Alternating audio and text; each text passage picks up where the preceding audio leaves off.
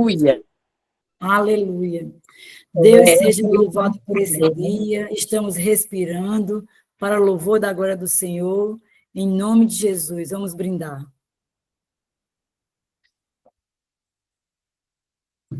Vamos ler hoje 1 Samuel, capítulo 13 e o 14. Saul era jovem quando se tornou rei e reinou muitos anos sobre Israel. Ele recrutou 3.000 homens, mantendo 2.000 sob o seu comando em Miquimás e nas montanhas de Betel. Os outros ficaram sob o comando de Jonatas em Gibeá de Benjamim. O restante foi mandado de volta para casa. Jonatas atacou e matou o comandante dos filisteus em Gibeá. Quando os filisteus souberam disso, mandaram dizer: os hebreus estão se rebelando. Saul mandou tocar as trombetas no território inteiro e a notícia correu por todo Israel. Saul matou o comandante filisteu. Os filisteus estão agitados e furiosos. O exército foi convocado e se apresentou a Saul em Gilgal. Os filisteus juntaram forças para atacar Israel. 3.000 carros de guerra, 6.000 cavaleiros e tantos soldados de infantaria que pareciam areia na praia. Eles subiram aos montes e acamparam em Miquimás, a leste de Bet-Avém. Quando os israelitas perceberam que estavam em desvantagem, correram para se esconder em cavernas, buracos, penhascos, poços e cisternas. Alguns atravessaram o rio Jordão para se refugiar em Gate e em Gileade. Mas Saul manteve sua posição em Gilgal. Os soldados continuavam com ele, apesar de estarem morrendo de medo. Ele guardou 7 dias conforme o combinado. Mas Samuel não chegava e os soldados começaram a desertar, indo para todo canto. Por fim, Saul deu esta ordem: tragam-me a oferta queimada e as ofertas de paz. Ele sacrificou a oferta queimada. Assim que acabou de sacrificar, Samuel chegou. Saul foi cumprimentá-lo. Samuel perguntou: o que estás fazendo? Saul respondeu: quando vi que estava perdendo o meu exército e que você não chegava conforme o combinado, e que os filisteus estavam reunidos em Miquimás, pensei: os filisteus estão prontos para me atacar em Gilgal, mas ainda não busquei a ajuda do Eterno. Por isso tomei a iniciativa e sacrifiquei a oferta queimada. Samuel disse a Saul: você cometeu um grande erro. Se tivesse obedecido à ordem do Eterno, seu Deus, ele teria confirmado hoje o seu reinado sobre Israel. Mas agora o seu reinado está desmoronando. O Eterno já está procurando um substituto para você. Dessa vez, é ele que fará a escolha. Quando ele o encontrar, vai designá-lo novo líder do seu povo. Tudo porque você não se ateve ao que foi combinado com o Eterno. Depois disso, Samuel deixou Gilgal e foi para Gibeá de Benjamim. Saul contou os soldados que ficaram com ele. Havia apenas 600 homens. Saul, seu filho Jonatas e os soldados que restaram acamparam em Gibeá de Benjamim. Os filisteus estavam acampados em Miquimás. 3 pilotões de ataques partiram do acampamento dos filisteus. O primeiro foi para Ofra, na estrada para a região de Sual. O segundo foi designado para a estrada de Bet-Oron. O terceiro foi para a fronteira do vale de Zeboim, na direção do deserto. Em Israel não havia nenhum ferreiro, pois os filisteus haviam proibido os hebreus de fabricar espadas e lanças. Por isso, os israelitas tinham de descer ao território dos filisteus para afiar suas ferramentas, arados, enxadas, machados e foices. Eles cobravam 8 gramas de prata para afiar os arados e as enxadas, e 4 gramas para as demais ferramentas. Assim, quando começou a guerra de Miquimás, não havia em Israel nenhuma espada ou lança, exceto a de Saul e a de Jonatas. Estes dois estavam bem armados.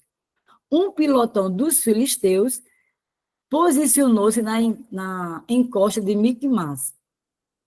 Capítulo 14. Certo dia, Jonatas disse a seu escudeiro: vamos até a guarnição dos filisteus, do outro lado da encosta. Mas ele não contou o plano a seu pai. Enquanto isso, Saul continuava acampado debaixo de uma romanceira na fronteira de Gibeá, em Migron. Havia cerca de 600 homens com ele. Entre eles estava Aias, que carregava o colete sacerdotal.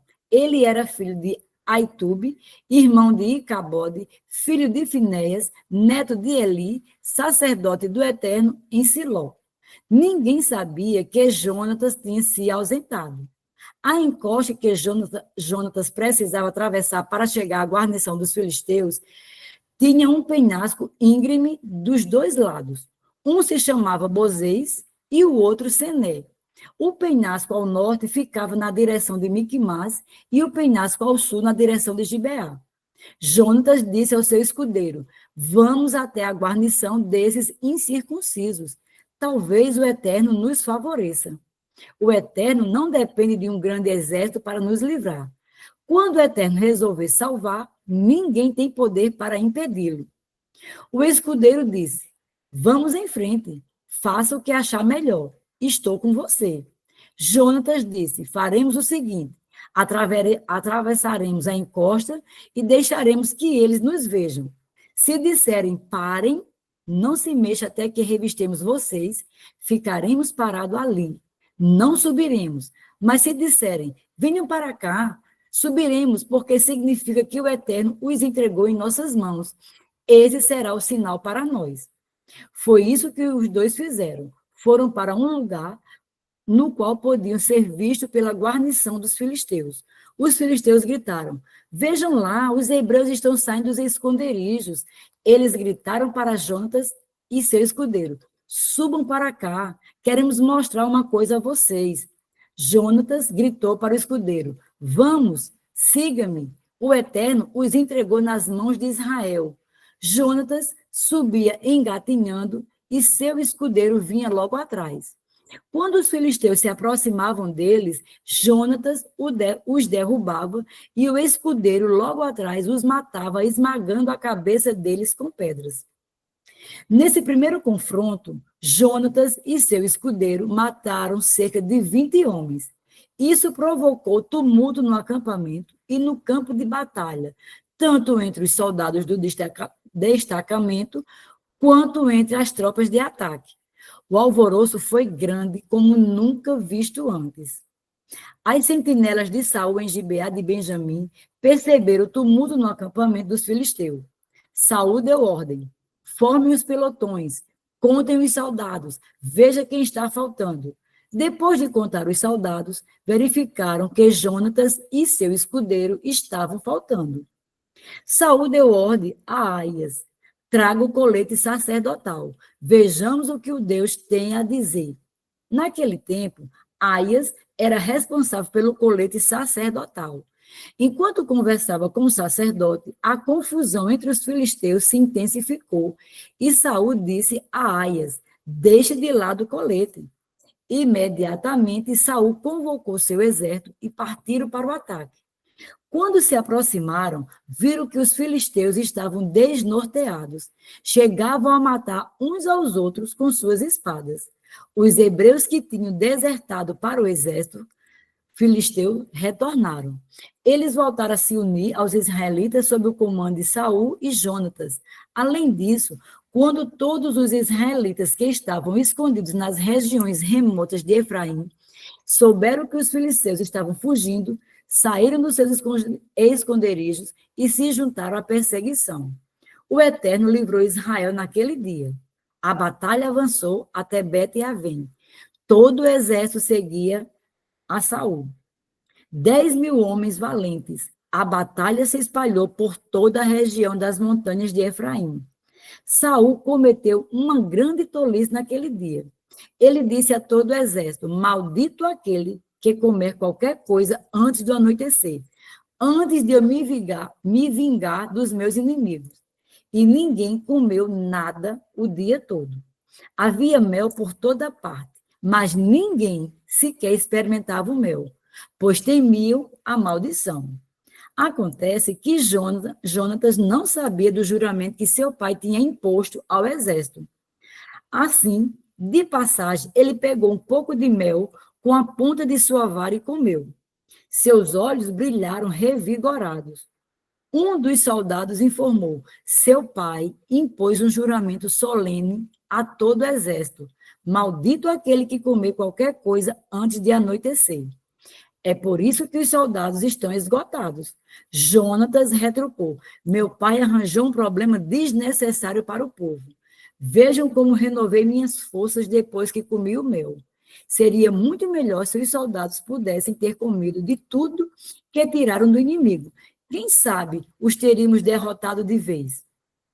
Naquele dia, eles mataram filisteus desde Miquimás até Aijalon, mas os soldados cansaram de lutar e partiram para os despojos.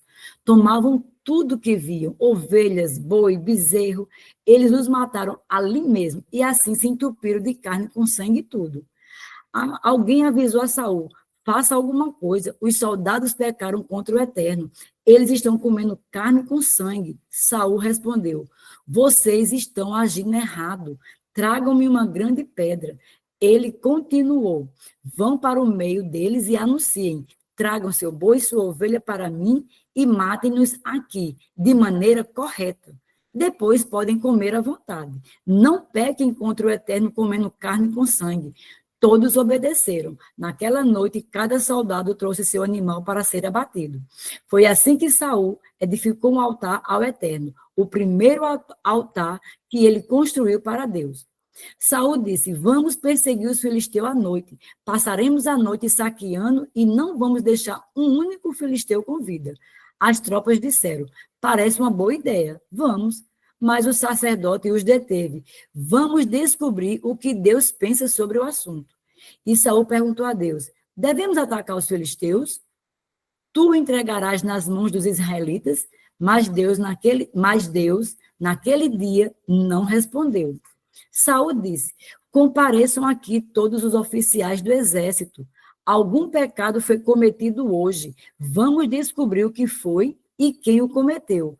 Tão certo como vive o Eterno, Salvador de Israel, quem pecou será morto, mesmo que seja meu filho Jonatas. Ninguém disse nada. Saul disse aos israelitas: fiquem vocês desse lado, e eu e meu filho Jonatas ficaremos deste lado. Os oficiais concordaram: faça o que bem entender.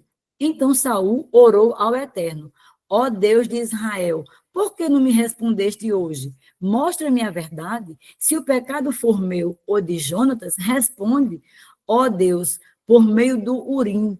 Mas se o pecado for do exército de Israel, responde por meio do Tumim.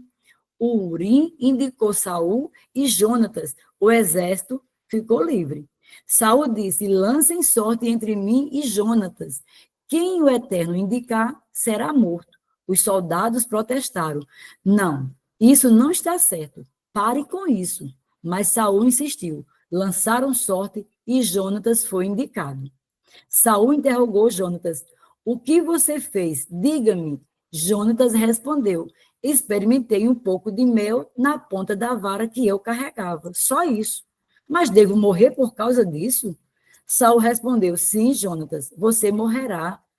Está em minhas mãos, não me ponha contra Deus. Mas os soldados não aceitaram aquela decisão. O quê? Jonatas vai morrer? Nunca. Foi ele o responsável por esse maravilhoso livramento. Tão certo como vive o Eterno, nem um fio do cabelo cairá da sua cabeça. Ele tem agido com o auxílio de Deus o tempo todo. Os soldados protegeram Jonatas, por isso ele não morreu.